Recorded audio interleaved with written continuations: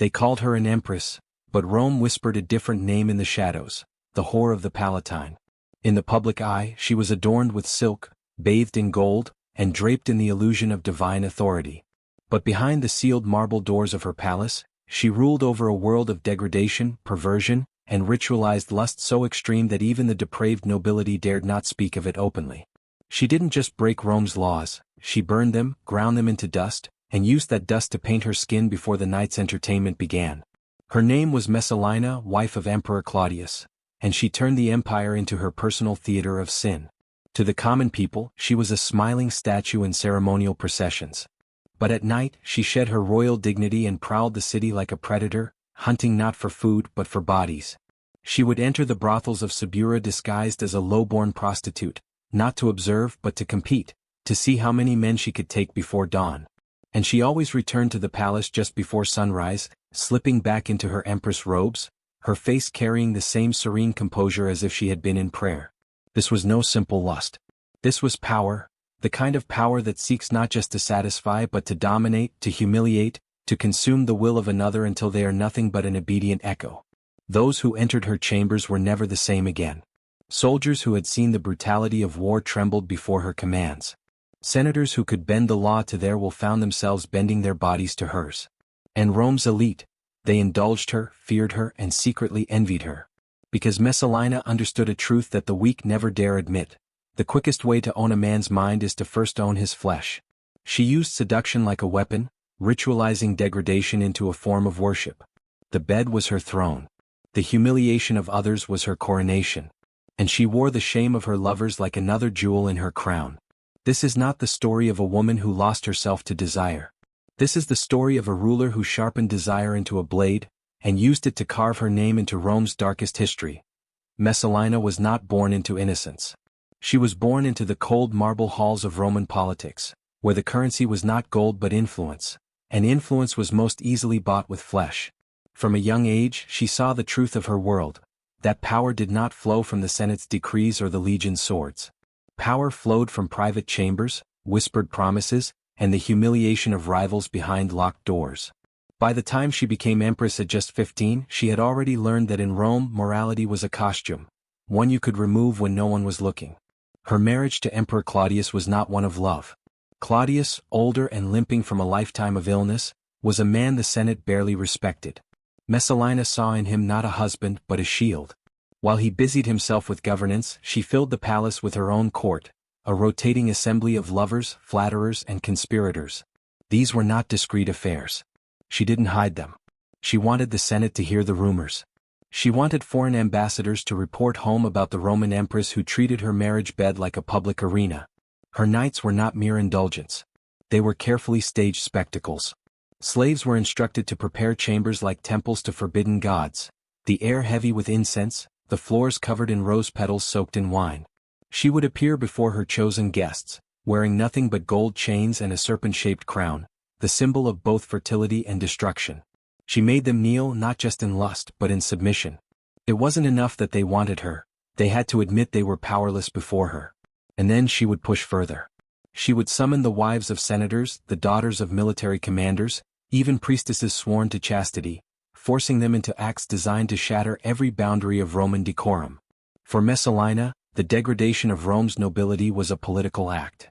Every scandal weakened her rivals, every whispered rumor tied another man's honor to her pleasure. It was said that in the dead of night, when the palace lamps burned low, she would lean in close to her trembling conquests and whisper, "Now you belong to me, and so does everything you fear to lose." And in Rome, fear was often worth more than gold. There are rumors in Roman history so vile, so corrosive, that even the official record dares not name them outright. Messalina's rituals belonged to that shadowed archive, the kind of stories whispered in the atriums of senators' homes, only after the servants had been dismissed, and only to trusted ears. It was said she sought more than mortal pleasure. She wanted the gods themselves to kneel. And so she turned to rites older than Rome itself, remnants of Etruscan and Eastern cults, where sex was not an act but an offering. In these rituals the body was the altar and corruption was the sacrifice. One such rite began with the selection of a victim, always someone of political significance. It might be the son of a rising senator, a young officer who had returned from a victorious campaign, or the virgin daughter of a rival's household. They were brought to her chambers under the guise of royal favor. Once inside, there was no courtly welcome. They were stripped of their clothing, bathed in oils, and crowned with a laurel wreath, not as honor but as mockery. Messalina would sit upon a raised couch, flanked by musicians playing slow, hypnotic rhythms on flutes and drums. Around her, her hand-picked courtiers, men and women alike, formed a living circle. The air thickened with the scent of frankincense and myrrh. Then the victim would be led forward, trembling as she recited invocations to deities no Roman temple dared acknowledge. What followed was not chaos, it was orchestrated like theater. Every movement, every touch, every humiliation was part of the ritual. The victim's shame was the offering. The witness's silence was the oath. And at the height of the ceremony, Messalina would press a cup of spiced wine to the victim's lips, forcing them to drink while she whispered a single phrase, "Rome owns you now." When it was over, the victim would be dismissed back into the night, but they never returned the same. Some withdrew from public life entirely. Others became her loyal agents, bound by the fear of exposure. And a few, perhaps most disturbingly, returned willingly for more. This was not mere lust. This was initiation. In Messalina's Rome, pleasure was the bait, shame was the hook, and obedience was the catch. And once caught, there was no escape. Rome had seen its share of courtesans, but none matched the fame of Sylla, a woman whose beauty was so dangerous that senators had bankrupted themselves just to spend a night in her bed. To most women in Rome, she was a rival to be avoided. To Messalina, she was a challenge. The Empress summoned Sylla to the palace under a veil of false flattery, praising her beauty, her skill, her renown. But beneath her honeyed words lay the cruelty of a predator. Messalina did not want to banish Sylla from Rome, she wanted to destroy her, to strip away her legend in front of witnesses. And so, she proposed what the historians later called the contest. The rules were simple, though their simplicity was more terrifying than any complexity. Over the course of a single night, each woman would take as many lovers as they could, a grim spectacle to be witnessed by a carefully chosen audience of noblemen, senators, and foreign envoys. It was not a game of seduction, it was a test of endurance, degradation, and sheer appetite. The winner would be the one still standing at dawn. Sylla accepted, perhaps out of arrogance, perhaps because she believed no mortal could match her. But Messalina had no intention of losing. She prepared her body with aphrodisiac herbs, ordered the chambers to be flooded with intoxicating incense, and summoned a stream of men, soldiers, servants, even guests dragged from the streets. The night began with laughter and applause. But as the hours passed, the air grew heavy with sweat and incense, the crowd's excitement turning into a stunned, almost horrified silence. Sylla faltered before the moon had fully crossed the sky. Messalina did not. She pushed herself beyond the point of human restraint, fueled by something more than desire, a need to dominate, to prove her supremacy not only over Sylla, but over the very limits of flesh. When dawn broke, Sylla lay collapsed on the marble floor, unable to rise. Messalina, still standing, turned to her witnesses and spoke words that chilled even the most jaded among them. An empress does not yield. The victory was not celebrated. It was feared. Whispers spread through Rome like a plague. Men began to understand, Messalina's lust was not pleasure. It was conquest. For most, the bedroom was a place of intimacy. For Messalina it was a war room. Every embrace was calculated, every touch a transaction. She was no fool. She knew her position as empress depended not only on her husband's throne but on the fragile loyalties of Rome's most dangerous men. And so, she learned how to chain them without a single sword being drawn. The technique was simple in its cruelty: seduce, corrupt, and bind. Senators were her favorite prey. A man of politics was far easier to control once he had tasted something he dared not confess. She would invite them to private dinners, drench them in wine, and lead them into chambers where the walls themselves seemed to breathe. There, she would strip away their dignity piece by piece, making them do things that no Roman noble could admit in public. But it wasn't only senators. Military generals, hardened by war, found themselves unraveling under her gaze. She would take their discipline, forged in years of battle, and twist it into obedience. Priests sworn to chastity emerged from her chambers pale and shaking, their oaths shattered. Every broken vow, every moment of shame, was a chain she fastened around their necks. The brilliance of her method lay not in the act itself, but in the silence that followed. Those who yielded to her did not simply fear exposure, they began to crave her. Shame and desire fused into a single, unbreakable bond. The more they returned, the more they needed her, and the deeper they sank into her control. This was psychological warfare at its most intimate. Messalina did not need to threaten her enemies in the Senate, she simply reminded them of a single night they could never afford to have revealed. She didn't need spies, her lovers became her spies, bringing her secrets from every corner of the empire.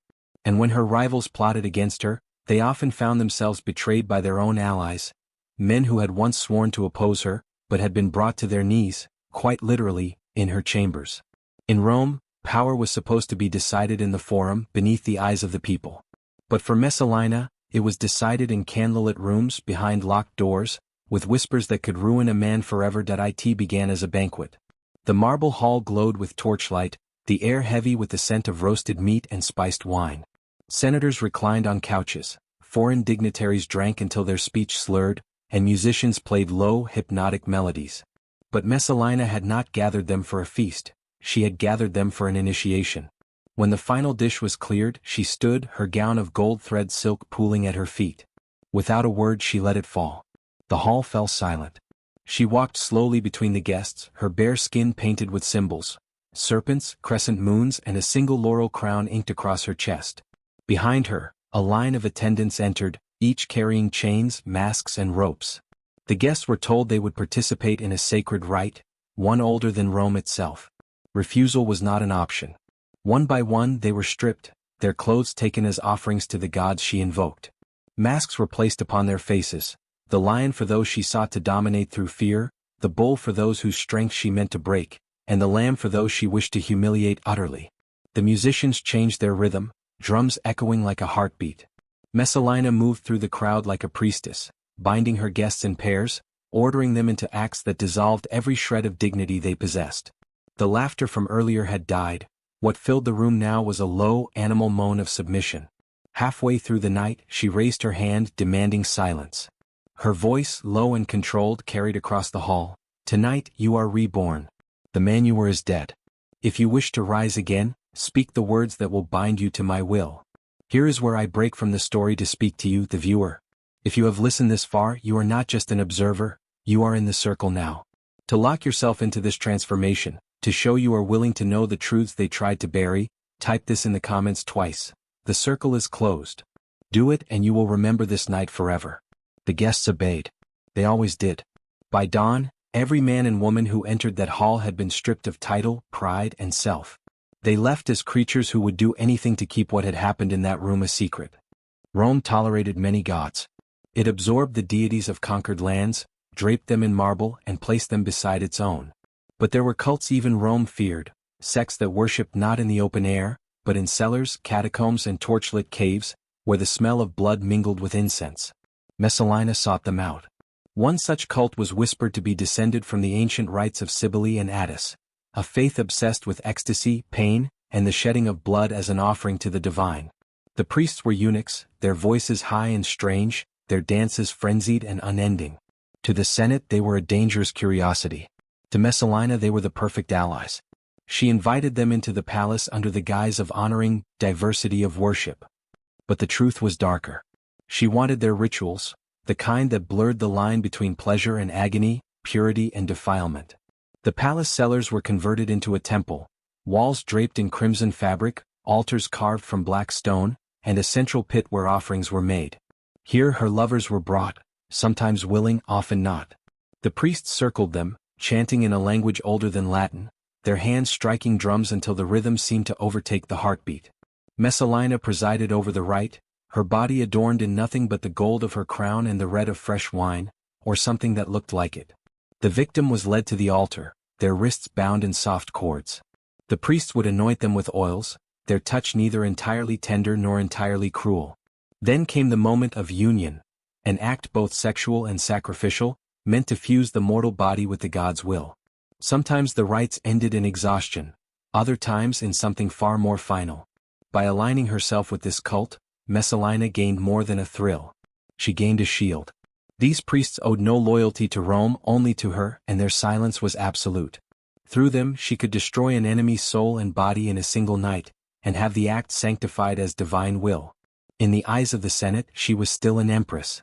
In the eyes of the cult she was more, a living goddess, flesh and gold, whose pleasure was law. And for Messalina, that was a title worth any blasphemy, For years Messalina's darkness had been contained within the palace walls, whispered about in taverns, speculated on in the forum, but never fully seen by the public. That began to change the night she decided the shadows were no longer enough. It started with the Saturnalia. This winter festival was a time when social order was upended. Slaves dined with masters, gambling was legal, and drunkenness was not just tolerated but encouraged. Most nobles kept their indulgence hidden within private villas. Messalina did the opposite. She walked into the streets of Rome at midnight, not in royal robes, but in the thin jeweled silks of her private chambers. Around her swarmed a procession of masked dancers, musicians, and the priests of her allied cults, carrying torches that bathed the streets in flickering orange light. At first the people cheered. Rome loved spectacle. But then they saw what followed. In the open square, she staged a ritual that until then had been reserved for the secrecy of her palace cellars.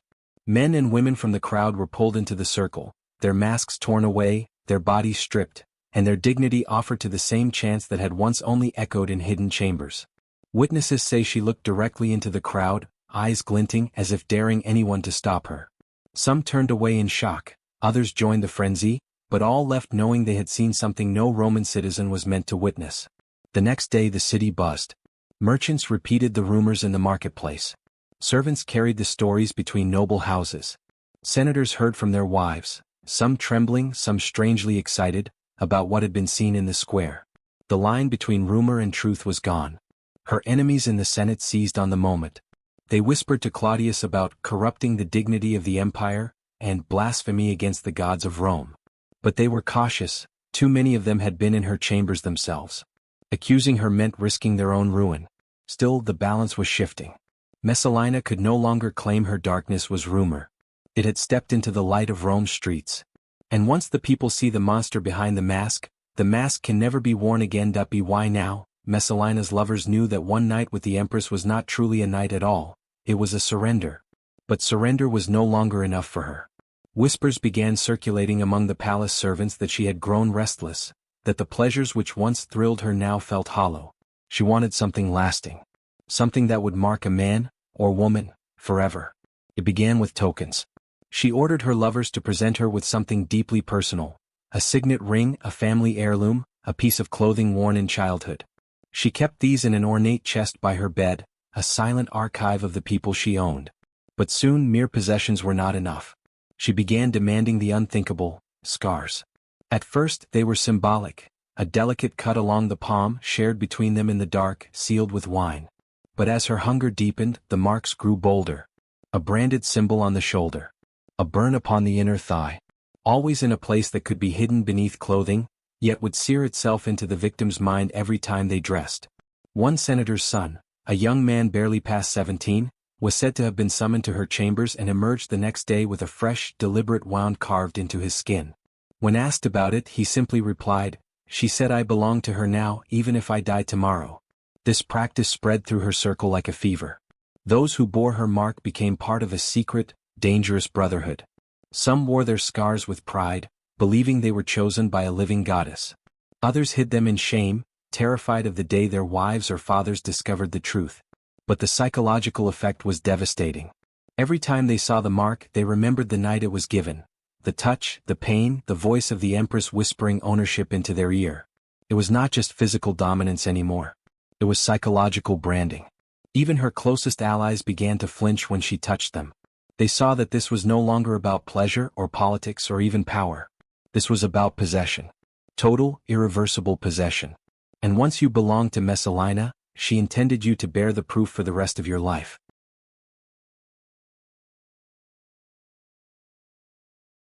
It happened during a feast, not in the privacy of her chambers, but before dozens of Rome's most influential men and women.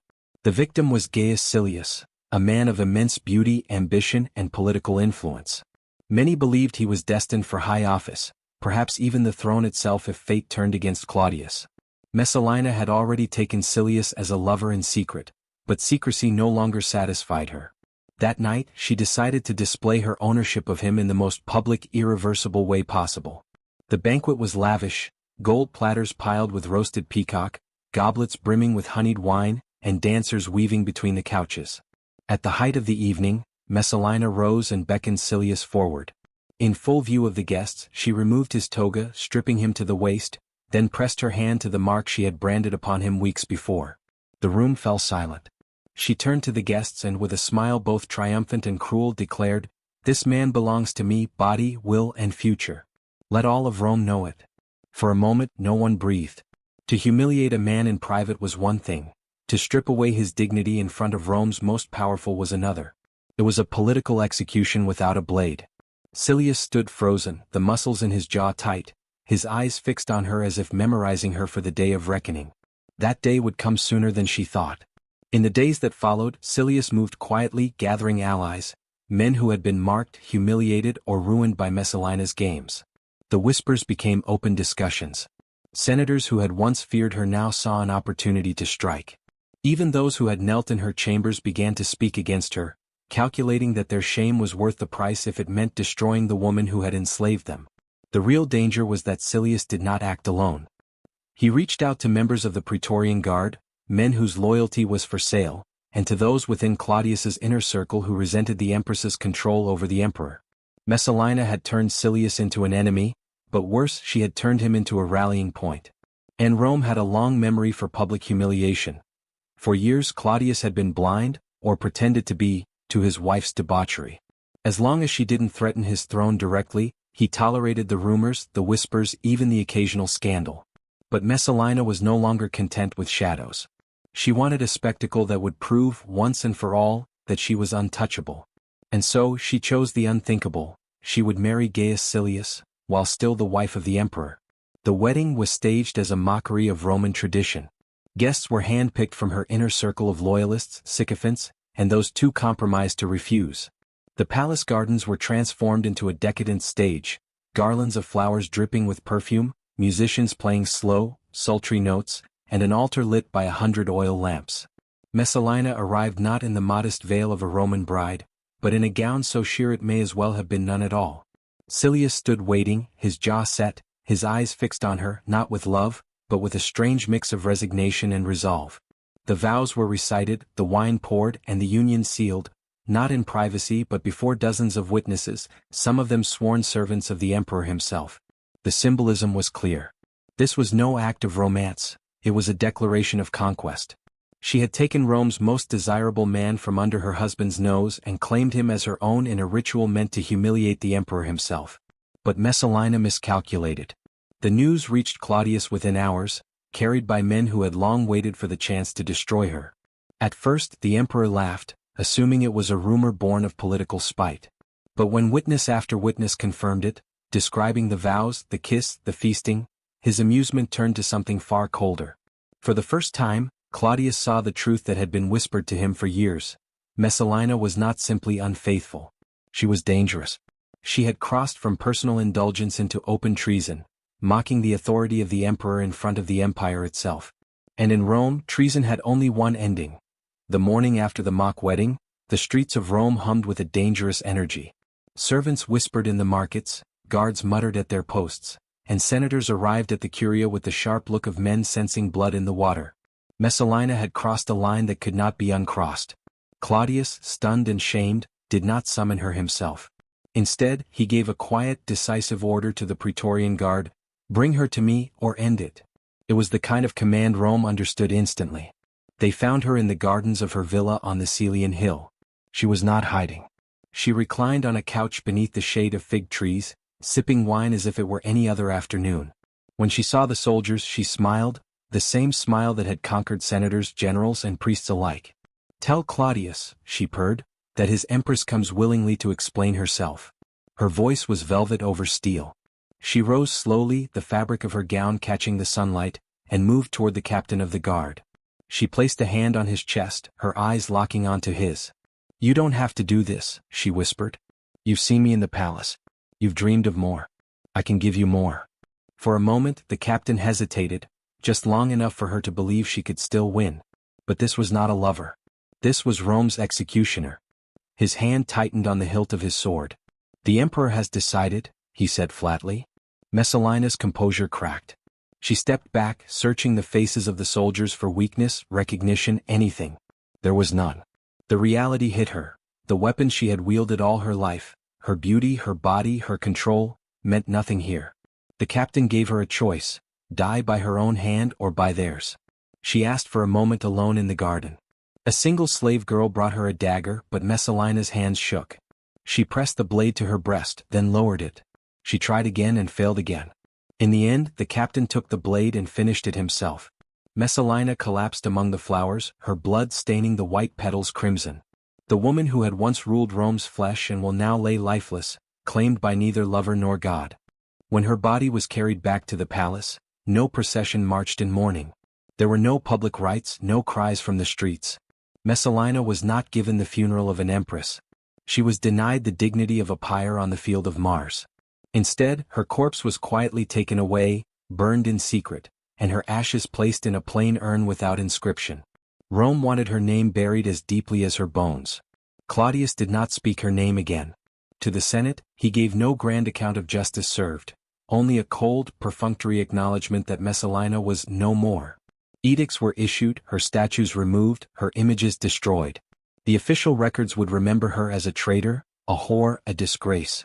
That was how Rome punished not only the body but the memory. And yet, her shadow lingered. Whispers about her life became darker, more twisted with each retelling.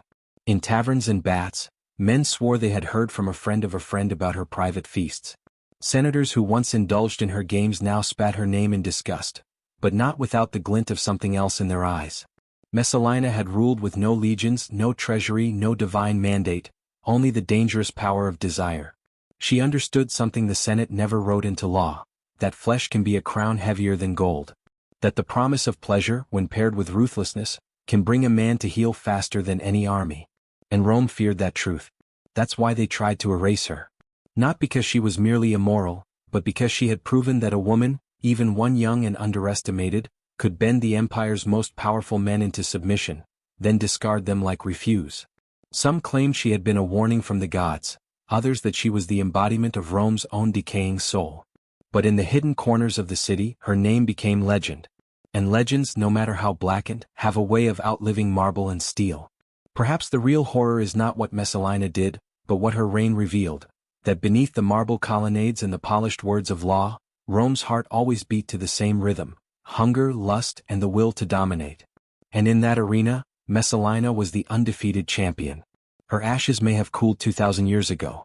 But if you listen closely in the quiet between history's lines, her voice is still there, whispering in the dark. So now you know the truth they tried to bury, the truth Rome smothered under marble, blood, and silence. But history doesn't stay dead. It waits, it hides, and it whispers to the few willing to listen. Messalina's story is not just a relic of the past, it's a warning. The same appetites, the same corruption, the same hunger for control still pulse through the veins of those who rule today.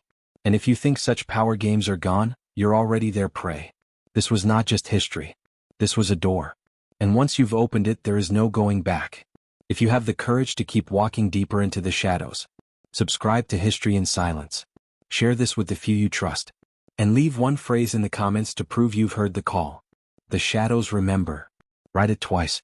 Let the world know you've stepped beyond the light. Because here, history is not written by the victors. It's whispered by the damned.